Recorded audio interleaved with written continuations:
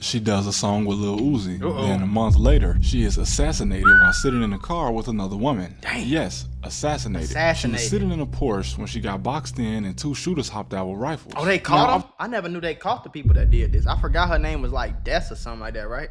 I've heard that since her father was allegedly involved in the murder of young Dolph. Oh, that was her dad.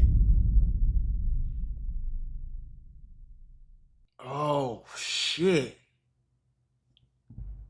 That this may have been a motive, but I don't believe that. Not only because the killers were much younger and likely had no ties to Memphis, right. Modesto was also killed 9 hours away from Memphis in an attack that seems completely right? random. Almost as random as this weirdo signing her to his very mysterious XVI label, which is not even confirmed to be a label. It appears to be under Warner Chappelle Music, but someone tell me what I'm missing about this label. Now back to this bug-eyed motherfucker who I covered in my last video. He himself admits that his own cousin was killed just 2 days after signing to him, OTF Newski. Newski signing his Damn, bro. I ain't gonna lie. Like, I'm gonna be 100% honest with y'all. I'm already scared. You know what I'm saying? But this is why Mula ain't never really like got really into like the mainstream industry side of this entertainment industry, gang.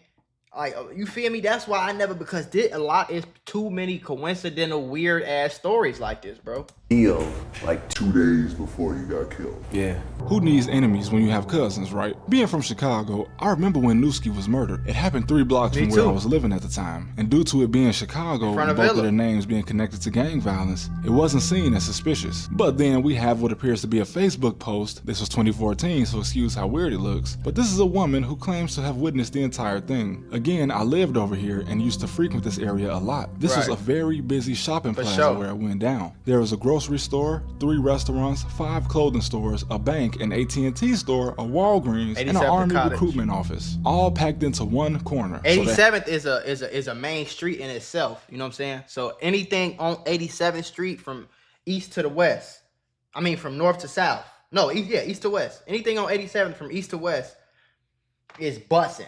You feel me? Like, you go to the east side, 87th, if you riding down 87th, you know what I'm talking about. Like, that's a main street. Cottage Grove is a main street too. So this is like 2 main streets meeting together, folks. Had to be dozens of witnesses. She said she told an officer on scene that Newski was still breathing. She must have been a nurse or somehow medically certified, because the officers on scene told her to do whatever she could to save him. Right. Yes, it is very common in Chicago for the police to be there long before any paramedics arrive. But then, an officer from a department so unknown that literally living my whole life in Chicago, Illinois, I've never even heard of them until doing my research for this video. She says an AA officer interrupted her and told her not to touch the crime scene. When she argued that the man had a pulse and could be saved, an officer on scene begged that she be able to help him. But this AA officer threatened to provide her credentials and what the fuck is an AA officer? And advised the woman not to touch him, and that it didn't matter anyway. And it seems that once these credentials were brought up, the police no longer had any say-so. An AA officer in Illinois is an officer of the Illinois Department of Human Services, the government agency in Illinois responsible for things like community care, substance abuse, disability, and child care for Illinois residents living in poverty. But in the midst of this back and forth between the woman and the officer, Newski's heart stopped, allegedly. How fucking weird. Now, an Illinois government agency is probably one of the shadiest organizations that you could possibly imagine.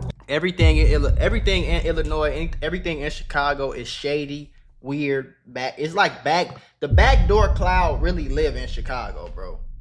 Whether it's the streets, whether it's the government, whether it's the police, it's like a big ass cloud of just backdoorism. Do your homework on backdoorism, bro.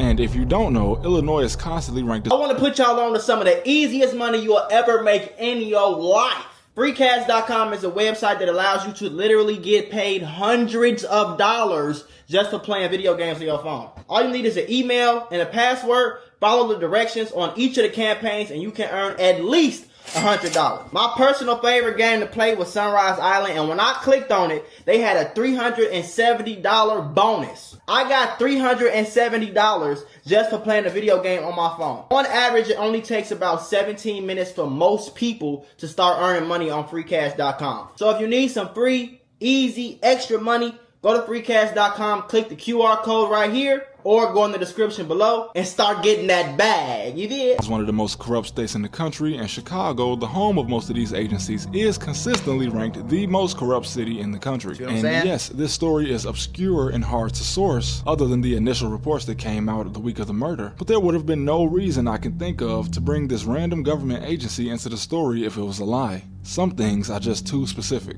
like a criminal describing their own crime scene with details only they could know. And not to mention, the main suspect in this murder was also ruled out. The police report states that the shooter was about 5'3" to 5'5" with dreads, but the streets pinned it all on a man with short hair standing about 6 feet tall. And not just the streets, his own friend, who himself will be mysteriously murdered, kind of pinned it on him. In an infamous live stream, he stated he was riding around with the killer on the scene, but he didn't want to be on camera. I'm with the nigga that did. He don't want to be on camera though. And this guy is heavily alluded to have been 051 Melly. Right. A guy so notorious in Chicago that there are entire articles and hour-long documentaries about him, even though he never made a song or did anything besides have a vicious reputation in the streets. Right. Now, the streets of Chicago have pinned a murder on the wrong guy before, but most of the time, it truly is common knowledge who the shooter is when a murder takes place, especially on the south side. Right. And two other things that didn't make any sense was that Lil Durk publicly announced that he was going to be in this location for a meet and greet, something highly unusual for a gang member with no security. Dropping your location only became known as a death sentence once it started happening in Chicago, so to say that he was unaware of this is nonsense. I mean, the biggest opponent to Lil Durk's wave during this time was literally killed hours after tweeting his own location back in 2012. The meet and greet took place in a no man's land or no one's hood, but this is still an incredibly stupid thing to announce and something no gang member in Chicago would ever do. Remember where people dying on live stream originated. I'm just trying to hammer in the point that there is no reason Lil Durk would have ever announced where he was going and when he was going to be there. I ain't know that, bro. That's spooky. I ain't know that part about him dropping his low. Especially when all of his most dangerous ops were still alive. And not only was this at the beginning of a deadly summer, but in just this week alone, 14 people were murdered in Chicago. Damn. And I'm not really gonna cover what happens to artists that signed to Gucci Mane, because that's a whole video within itself. But Future signed a guy out of Chicago, I believe he was from the east side, named Freeband Trey Trey, who seemingly was barely ever mentioned by Future, despite the fact that he's only been dead for about a year and a half. Now, this guy was an active gang member, and if you check out the YouTube channel Ray Money Visions, a videographer out of Chicago, you'll see that just a year before his death, his video shoot was shot up before eventually being killed in a shootout on the expressway. And in case you were wondering, this is also unsolved.